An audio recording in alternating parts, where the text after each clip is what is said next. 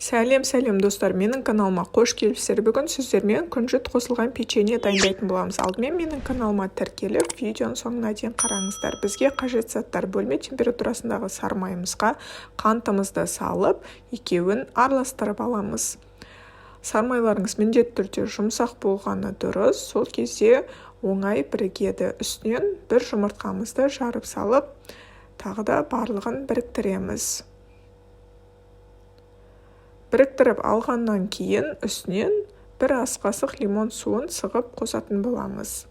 Оны араластырып аламыз. Оның үстінен електен өткізілген ұнымызға қамыр қосқышымызды қосып, тағы да қою болғанша араластырамыз.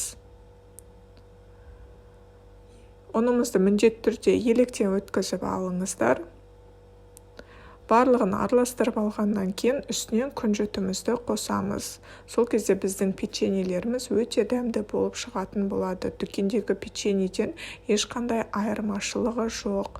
Барлығын араластырып, сонымен біздің қамырымыз дайын. Бұны кондитерский мешокқа құйып, осылай араларын алыс етіп, кішкентайдан құйып шығасыздар. Себебі бұлар піскен кезде жайылып, бір-біріне жабысып қалуы мүмкін. Ара қашықтығын сақтаңыздар. 180 градус пеште 5-6 минут аралығында пісіріп аласыздар. Өте тез піседі және де өте оңай дайындалатын печенье.